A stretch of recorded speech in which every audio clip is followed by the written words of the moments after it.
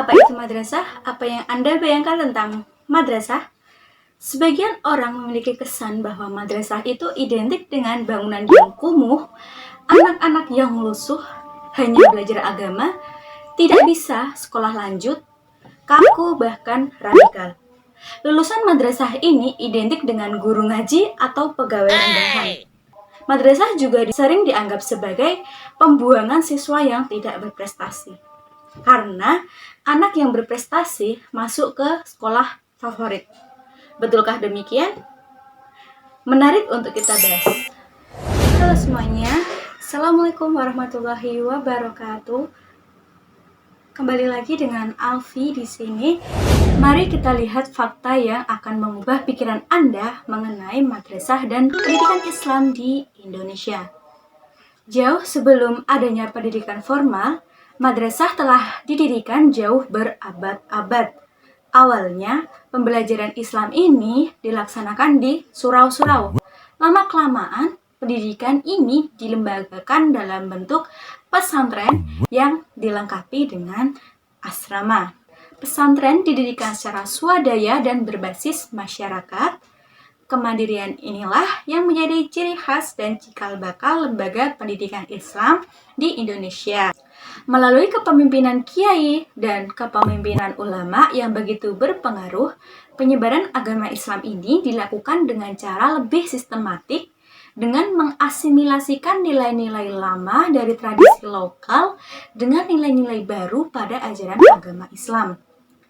Asimilasi nilai tradisional lokal dengan nilai Islam ini menyebabkan Islam mudah diterima dan berkembang pesat ke seluruh Jawa dan pulau lainnya di Indonesia.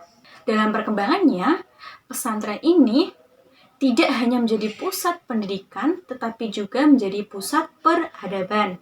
Nilai keagamaan dan kemasyarakatan ini menyebar melalui jaringan santrinya ke berbagai penjuru daerah, mulai dari Pulau Jawa, Pulau luar Jawa, bahkan hingga ke luar negeri.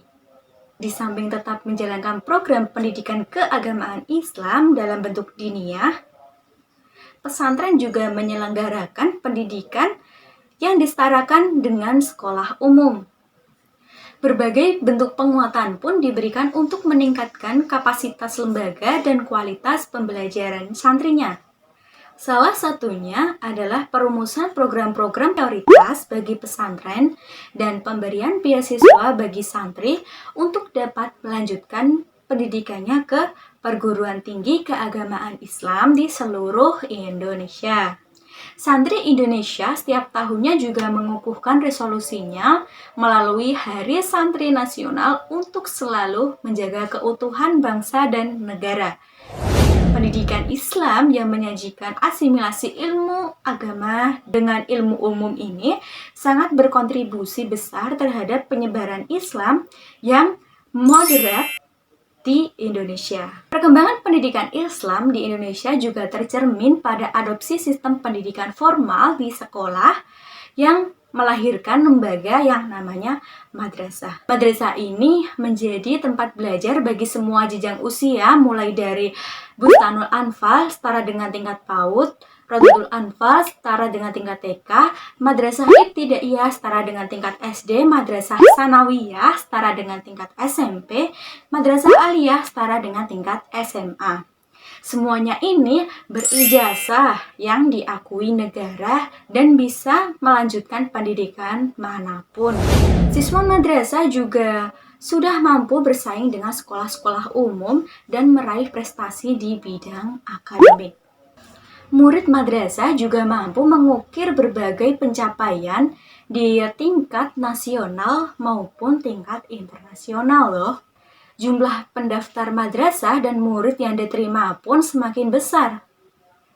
Pada jenjang pendidikan tinggi, pendidikan Islam diselenggarakan dalam 2 jalur.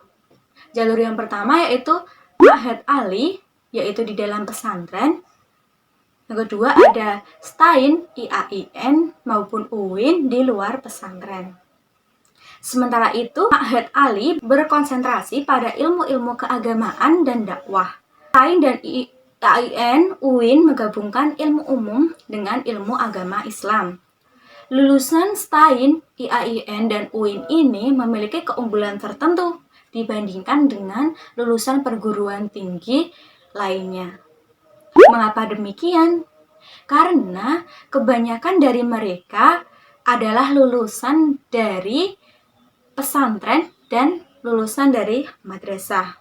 Ketika mereka sudah menyelesaikan studinya di perguruan tinggi Islam, sebagian besar dari mereka kembali ke daerah asalnya atau desa asalnya, dan sebagian dari mereka mengajar dan mengabdikan diri ke pesantren. Sedangkan mereka yang memutuskan untuk tidak mengajar atau kembali ke daerah asalnya, mereka ini terlibat dalam kegiatan pemerintah sebagai pejabat di Kemenak atau pimpinan ormas Islam atau juga pendiri yayasan Islam yang bergerak di bidang pendidikan Islam. Alumni dari STAI, IAIN, dan UIN ini tentunya juga berperan penting sebagai pengajar mata pelajaran agama di sekolah-sekolah dari tingkat umum, dasar hingga ke perguruan tinggi di bawah naungan Depdiknas atau Kemendikbud. Pada tahun 1952, pendidikan agama Islam ini dimasukkan dalam mata pelajaran pilihan. Pada tahun 1968, pendidikan agama Islam ini menjadi mata pelajaran wajib dan tolak ukur kelulusan. Hal ini semakin ditegaskan dalam peraturan pemerintah nomor 55 tahun 2007 pasal 3, di mana pemerintah ini melalui Menteri Agama mewajibkan pada setiap satuan pendidikan pada semua jalur jenjang dan jenis pendidikan wajib menyelenggarakan pendidikan agama. Jadi, apapun itu, sekolahnya wajib menyelenggarakan pendidikan agama. Hal ini juga berkaitan dengan kebutuhan guru PAI berperan penting dalam semua lembaga pendidikan. Keseluruhan komponen pendidikan Islam ini dalam berbagai jenjang menjadi terintegrasi dalam sebuah sistem pendidikan nasional dengan terbitnya Undang-Undang Nomor 20 Tahun 2003 tentang Sistem Pendidikan Nasional. Sejak itu, baik diniyah, madrasah maupun pendidikan tinggi Islam yang semula berada di luar sistem pendidikan nasional sekarang sudah diakui pemerintah sebagai bagian dari sistem pendidikan nasional. Saat ini struktur subsistem pendidikan Islam menjadi kompleks dan besar, baik jenjang dan jenis pendidikannya, jumlah lembaganya, maupun peserta didik yang dilayani pun menjadi semakin banyak. Seiring berkembangnya zaman, pendidikan Islam di Indonesia ini semakin berinovasi.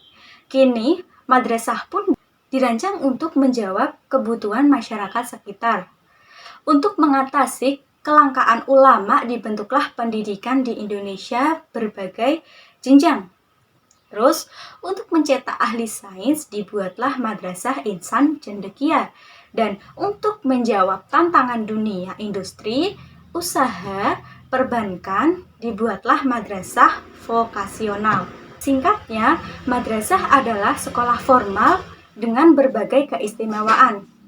Tidak hanya mendapatkan skill, tetapi juga membentuk siswa berkarakter dan memiliki pribadi yang santun, serta dapat menghargai keberagaman di sekitar. Jadi, tidak ada kesan lagi orang sekolah di pendidikan Islam ini diberi slogan dengan bangunan kumuh, siswa lusuh. Pendidikan Islam ini akan mencetak lulusan yang berwibawa, meneruskan tradisi yang telah berabad-abad lamanya, melahirkan pemimpin bangsa yang paripurna. Mungkin itu saja yang dapat saya sampaikan. Semoga video ini bermanfaat bagi kita semua. Wassalamualaikum warahmatullahi wabarakatuh.